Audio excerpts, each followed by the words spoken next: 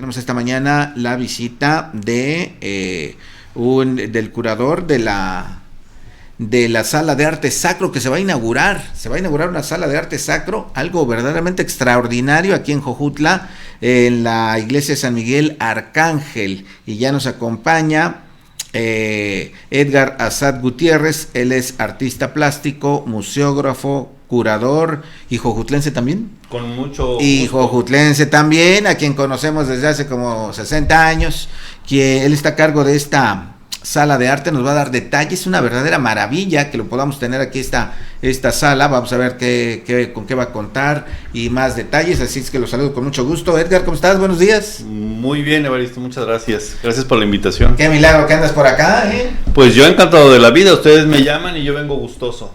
Dedicado de lleno, ¿verdad?, a tu actividad de museógrafo, de curador, de artista plástico. Pues sí, hay pocas oportunidades para desarrollar los talentos que uno tiene, pero cuando se prestan, se hace, pero de lleno, ¿no? Con todo, al 100%. Sí. Platícanos, sí. ¿De dónde viene este proyecto Sala de Arte Sacro aquí en la parroquia? ¿Dónde va a estar? Danos detalles. Pues este es un proyecto que sale de como una propuesta que hace el presidente municipal de Jojutla. Ok. Yo estaba encantado de la vida en la casa, como si no tuviera problemas, y se inaugura casualmente la galería municipal.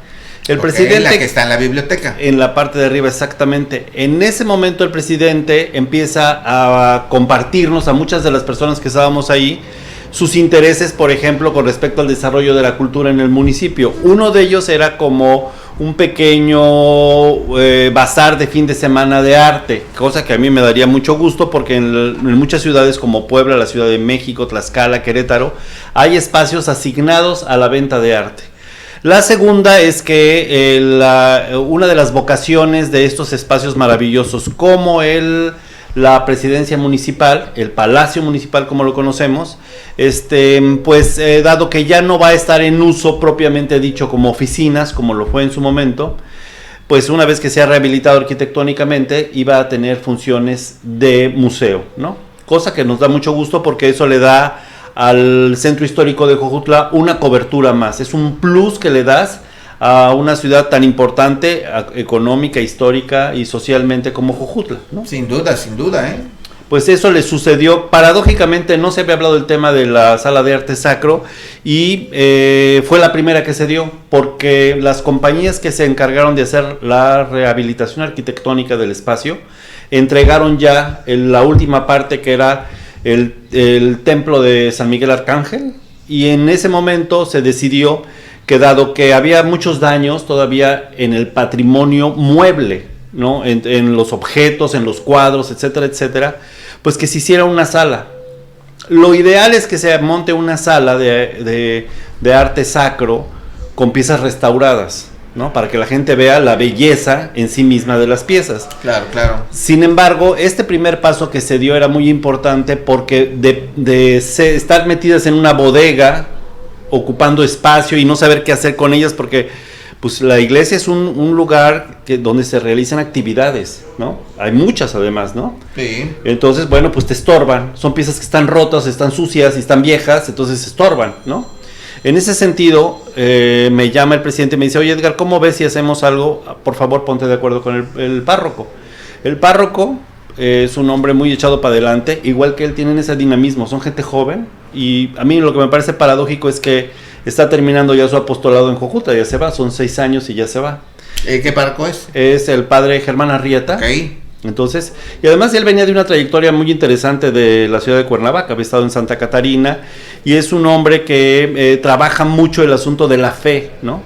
Sin embargo, pues lo mandan a Jojutla y a un templo en ruinas. Entonces, sí, ¿yo qué voy a hacer allá? Entonces, una de las consignas que el obispo le pone es que la reconstrucción de los edificios es un asunto aparte, dado que son espacios históricos, le corresponde a instancias específicas.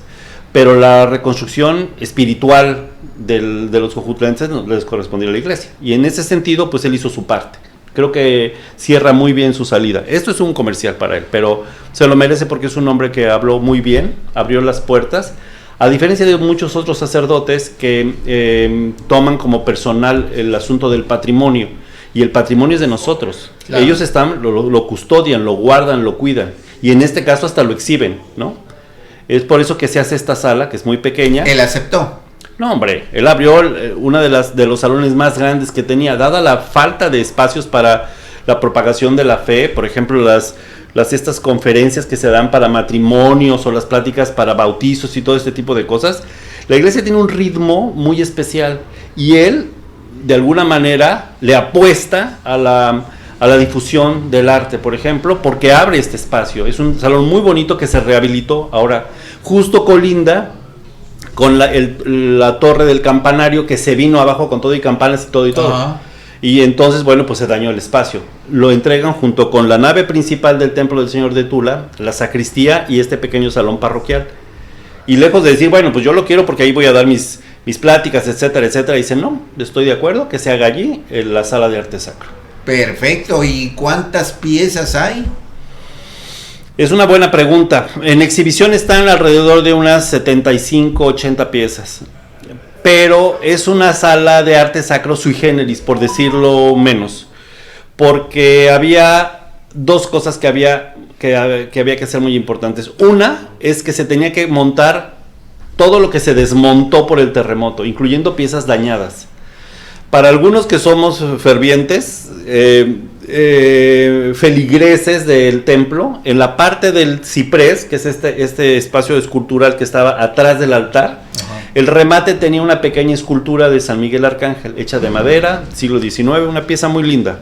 Sin embargo, como se vino abajo con todo y todo, pues a mí me entregaron astillas de este tamaño, de una pieza que mide 1.20 más o menos, Sí. la cara partida en pedacitos, la espada, una mano, era un rompecabezas, ¿no? Se metió en una cayó vela. San Miguel. Se hizo pedacitos San Miguel.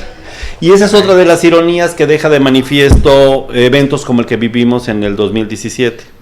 Los santos nos pueden salvar a nosotros emocional, espiritualmente, pero no se pueden salvar a sí mismos, ¿no? Y ese es lo paradójico. Sus representaciones.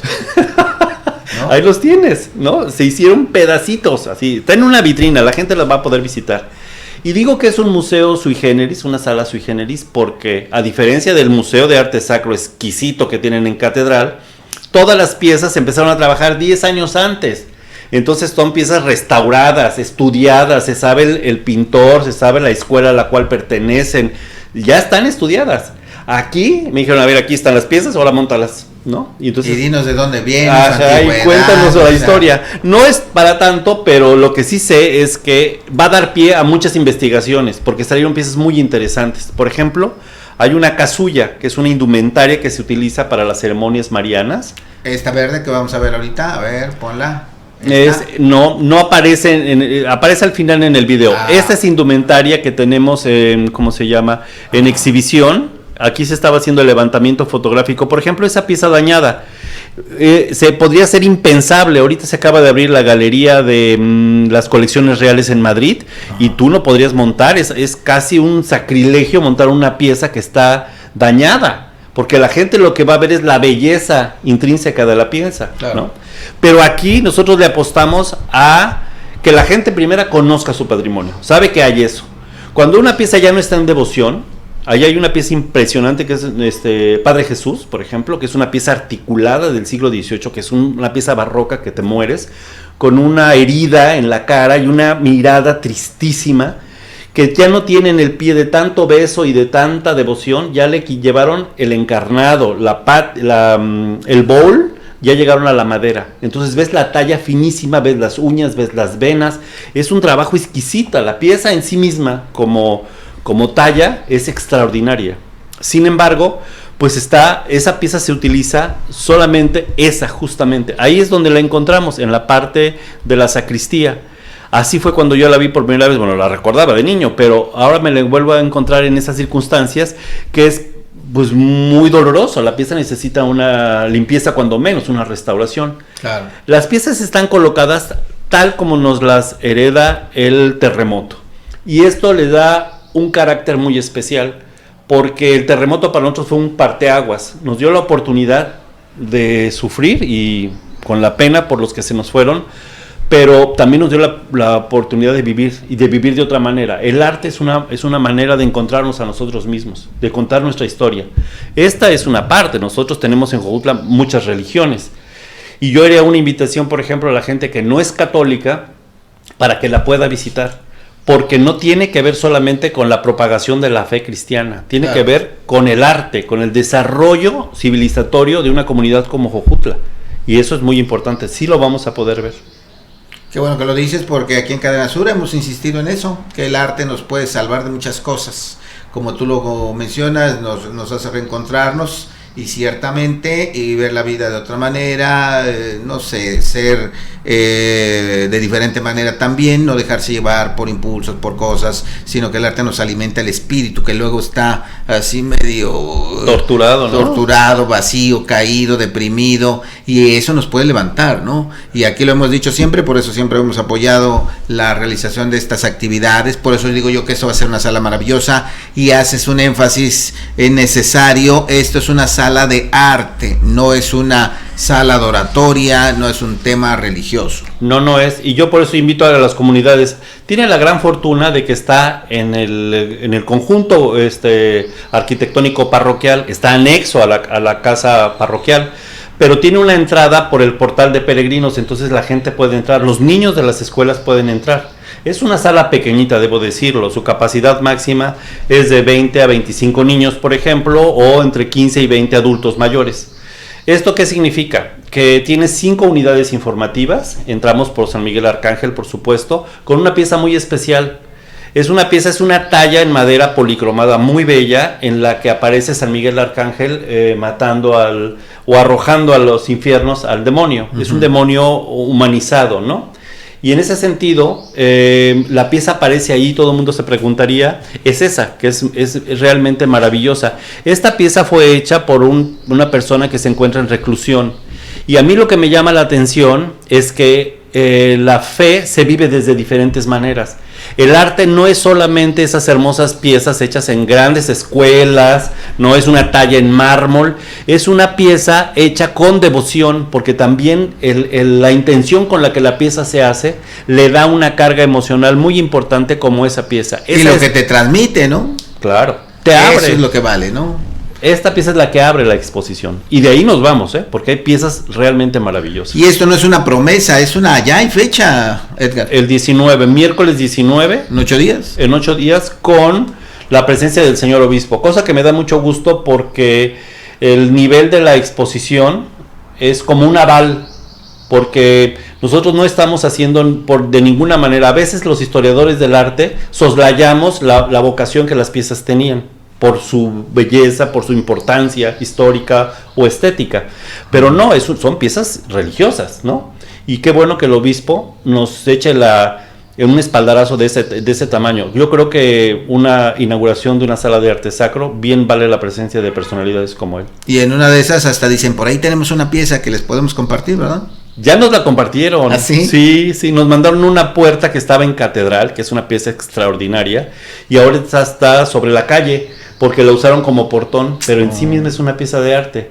A mí me gustaría que con el paso del tiempo y si se abren más espacios para la misma sala, podamos incluirla en el discurso, porque eso le daría mayor calidad a la exposición. Perfecto, pues ya está la fecha ahí, agéndela usted para visitar a partir de ese día, 18 miércoles. Miércoles 19 de septiembre, 13 horas la inauguración. Ahí está ya la invitación a la 1 de la tarde y de ahí en adelante se podrá visitar cualquier día de la semana. ¿Quién financió todo esto, Edgar? ¿El municipio? El ayuntamiento, por supuesto, puso todos los recursos financieros, pero también puso los humanos, porque muchas de las cosas que se necesitaban fueron como afinar cuestiones de la iluminación, por ejemplo. Ellos tienen toda una área dedicada al alumbrado público y el personal, que había que mover piezas y no sé qué, y eso ellos fueron como muy solidarios en este sentido, ¿no? Ahora, ¿qué vamos a encontrar? Nos dices que se exhiben las piezas, no tenemos cédulas, no tenemos historia, no tenemos muchos datos más. Y en general la sala, nos cuentas también que es una sala pequeña. ¿Cuáles son las condiciones mínimas que observaremos y cuál sería más adelante, si esto fuera posible, no sé, la decoración o la escenografía, la escenografía que pudiera tener? El montaje tenía una intención, fundamentalmente hablar de ideas, porque a mí se me ha sido muy cómodo poner cédulas de pie de objeto. Esta pieza fue realizada por tanto.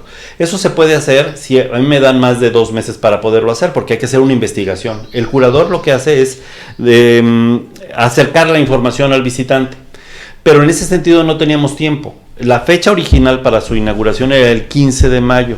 Y el 15 de mayo se iban a realizar varias actividades, como la que sí se llevaron a cabo, la develación de la escultura de Juan Antonio Tlaxcuapan en la Alameda, y junto con esa iba a poder ser, pero por cuestiones de agenda y de ¿cómo se llama?, ajustes, no se pudo realizar. Entonces yo lo que hice es montar la sala con un discurso que hablara de grandes temas, por ejemplo, la vocación religiosa popular, el San Miguel Arcángel, la Virgen de Guadalupe, y luego nos pasamos a los grandes movimientos de la Iglesia, como fue el Concilio Vaticano II, que fue en los años 70, donde hay este cambio en la liturgia. Ya no se habla en latín ni de espaldas a los feligreses, sino se habla en su idioma, porque hay muchas piezas maravillosas. Es más, está en exhibición un órgano Yamaha, de esos órganos melódicos maravillosos de los años 70, está allí y funciona. ¿Es de esa marca? Es de esa marca. Bueno, nos deberían pasar alguna... Sí, ¿verdad?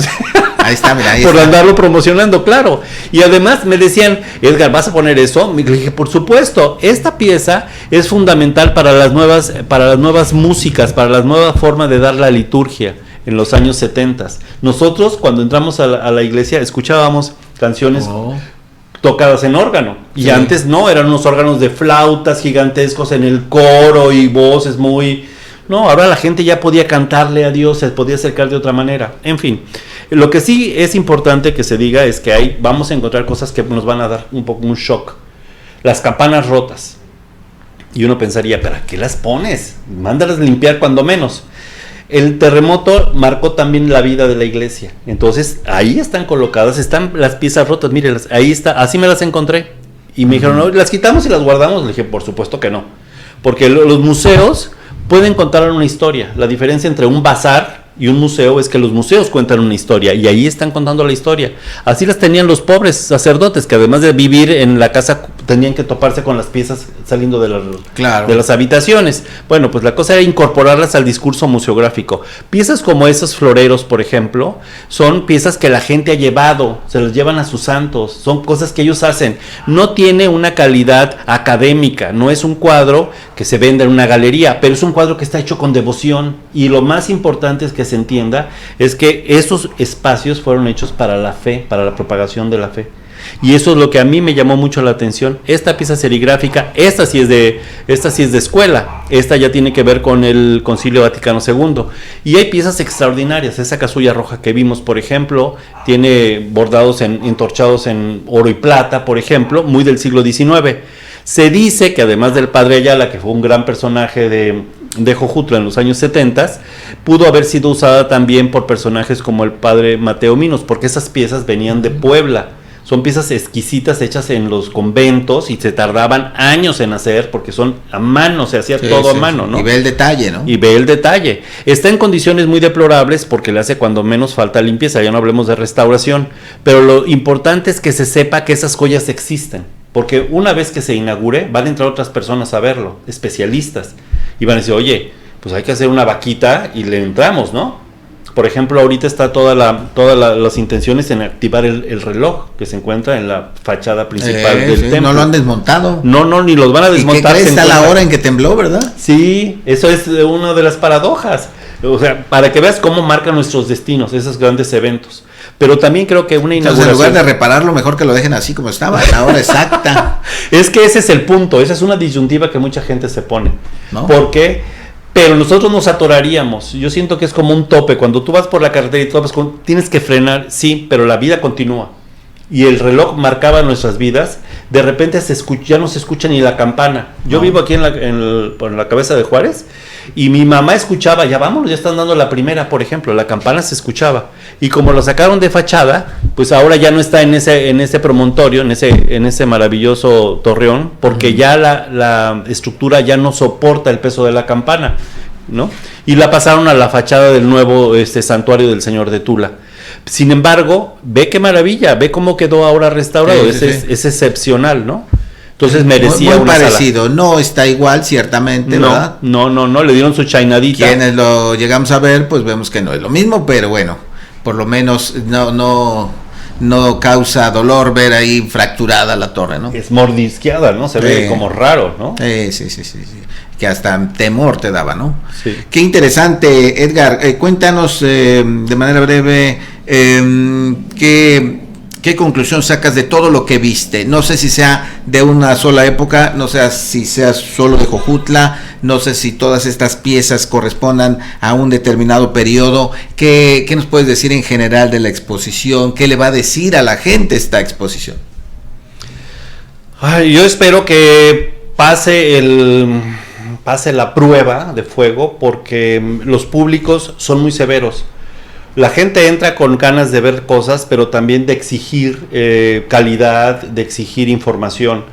Cuando yo te decía que no pusimos cédulas a pie de objeto, era porque no tenemos la información completa. Tienen que limpiarse los cuadros para que salgan pequeñas firmas, para que salgan fechas, para que salgan... Hay mucha información todavía aguardando atrás de esas capas de historia, para no hablar de mugre o de tierra. De pátina. No, es su pátina, hay que dejarlas ahí todavía, para que sean los especialistas quien vayan quitando capa por capa, como si fuera una cebolla, y podamos ver las maravillas que se encuentran ahí, como pequeños tesoros.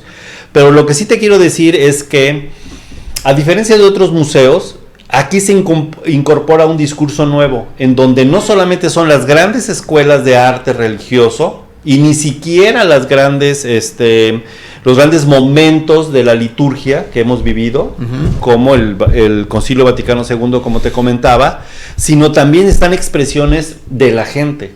Ese es el gran logro que da el Vaticano II, de que la gente tiene que participar, hablándole a Dios directamente, pidiéndole a Él. Esa hermosa talla que veíamos de San Miguel, o la pieza pirograbada, o los cuadritos con flores. Pero hay una pieza excepcional también, que es una pieza hecha de marquetería. Son pequeños pedazos de madera policromada donde aparece una Virgen de Guadalupe excepcional, con una coloración que vibra. Ese es el color mexicano, ¿sabes? Tú te topas con esa pieza así, y mucha gente que la vio me decían, oye Edgar, pero ¿por qué la vas a poner? Entonces, cuando entró el párroco y la vio, me dijo, ay, ¿qué crees? Esta pieza no pertenecía a la parroquia, esta pieza viene de otra parroquia. Ajá, pero, lo que te decía, ¿no? Sí, que vino a ser resguardada.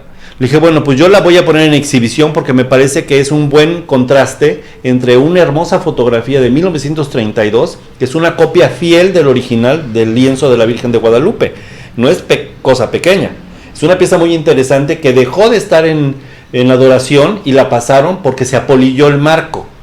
Pero el marco es una forma de proteger la pieza. Tú tiras el marco a la basura y le vuelves a poner un marco nuevo. Y está igualita. Y está intacta. Sin embargo, esta pieza, para que veas, no cumple con los cánones rigurosos de la iglesia. Aquí está el aporte que el artista hace. Por ejemplo, la Virgen tiene que tener colores específicos. El manto es azul. Tiene razón. Y aquí lo pusieron verde. ¿Y por qué en verde y rojo? Pues nada más patrio, ¿estás de acuerdo? Pero no solo eso, hay otros elementos que se integran, como las rosas.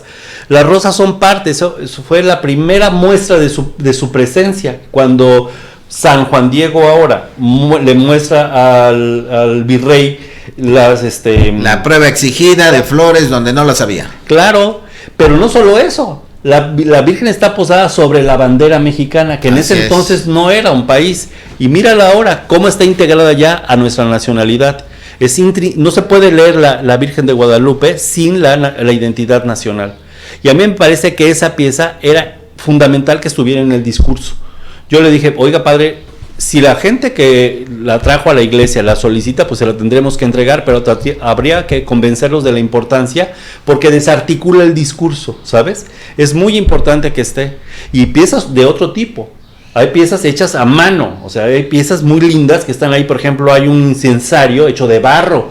Cuando eso pudiera haber sido impensable en otros años, hoy sí, porque ya la gente es parte de la iglesia, no solamente es la grey católica, o sea, ya somos todos, los feligreses y los sacerdotes, ¿no? Que se enriquece todo esto, ¿no? Que se enriquece, exactamente. Sin duda ninguna, con la aportación del feligrés, del devoto, del ciudadano, de la persona que realmente se identifica con estas piezas. Qué interesante, pues muchas gracias, Edgar. Sin duda valdrá mucho la pena verla y, como dices, vamos a ver si pasa la prueba de fuego, ¿no? Y yo espero que sí, espero que sea. Que la gente la acepte, la haga suya, y como decíamos, poco a poco, más adelante, pues ya ir revisando pieza por pieza para darle ahí su Evaristo, si me permites, quisiera hacer hincapié en la pieza que utilizaron para hacer la promoción, que por cierto es muy bonito. Ese cuadro, ¿no? Sí, esa es una pieza académica, es una pieza del siglo XIX, en donde aparece Jesucristo, con las tres Marías, ¿no? Ahí está María Magdalena en los pies. Okay. Esta pieza es muy bella porque es una pieza que termina el recorrido de la exposición. Empezamos con la talla directa, que es una talla hecha a mano, muy bella, y esta es una pieza ya académica, siglo XIX, cuando llegó a Jojutla, y entonces lo que hace es como cerrar el ciclo conceptual del museo, porque es una pieza que habla, además que está en muy mal estado de conservación, ya la vamos a ver ahorita, míralo, cómo esa se ve. Es la auténtica. Sí, así está colocada en el museo. Esto hubiera sido impensable, insisto, en otros museos, porque dices, oye, límpiala, ¿no? Pero como está, la colocamos. Y eso era importante para nosotros. Pero te lo pongo ahí porque es una metáfora maravillosa. Es la primera aparición que una vez que Cristo ha resucitado se le aparece a las mujeres en su camino hacia Jerusalén. ¿Esto qué significa? Que lo que sucede es que nosotros tenemos, eso es una apuesta por la fe. Además que es una pieza que tiene una composición muy bella, muy académica. Hay un estudio anatómico, ve el cuerpo de Jesucristo trabajado desde el punto de vista académico, está muy bien realizado, no tiene músculos de más ni de menos, el pintor vio un modelo para poderlo pintar, ¿no? Y entonces hay otro tratamiento de telas, ve el segundo plano, que ves el amanecer porque se les aparece en la mañana. Ellas iban al sepulcro después del día de aguardar, lo iban a bañar, como es ¿cómo se llama? La tradición de limpiar el cuerpo. Entonces, pues ellos llaman perfume. Aquí en primer plano ves una pequeña vasija metálica, que son los perfumes que llevaban, ¿no? Y además María Magdalena aparece sin turbante, sin el pelo cubierto, porque se supone que era una pecadora, ¿no? En ese sentido, el artista es muy fidedigno, cumple los cánones del Evangelio según San Marcos, ¿no? Entonces así, muy preciso, ¿no? A diferencia de la maravillosa pieza de la Virgen de Guadalupe, que hubiera sido impensable antes de los 70s, o sea, bájame eso. A un altar familiar sí, pero a una iglesia o a un entorno donde están los sacerdotes hubiera sido impensable. Lo académico no calificaba para ello. ¿Y este cuadro dónde estaba? Este cuadro estuvo siempre en la sacristía. Sí. Hace 60 años que yo me iba a meter ahí a la iglesia, estaba en la puerta de entrada que comunica el ábside a la sacristía. Ahí lo podías ver. Estuvo originalmente en la nave principal, porque a la nave se le dio una chainadita, se quitaron lo barroco y se puso neoclásico con ese pequeño ciprés al frente, donde estaba San Miguel arriba, y se pusieron estos cuadros. Se pusieron muy de moda, era una moda en el siglo XIX hacer esas transiciones hacia el neoclásico, ¿no?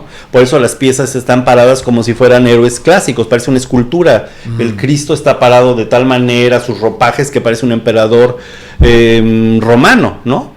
Así, Jesucristo jamás hubiera estado así, porque además fue envuelto en telas blancas y además las telas aparecieron ahí donde lo sepultaron. Él se para desnudo, pero en fin, esos son detalles que ya cada quien deberá revisar, ¿no? Aquí lo que importa es el impacto visual, el arte que en sí mismo nos ofrece esta exposición. Edgar, pues podemos hablar más cosas de toda esta exposición, que es muy interesante, y tú sabes muy bien de todo ello, así es que te queremos agradecer por haber venido y que hagas la invitación a esta exposición a partir de la próxima semana.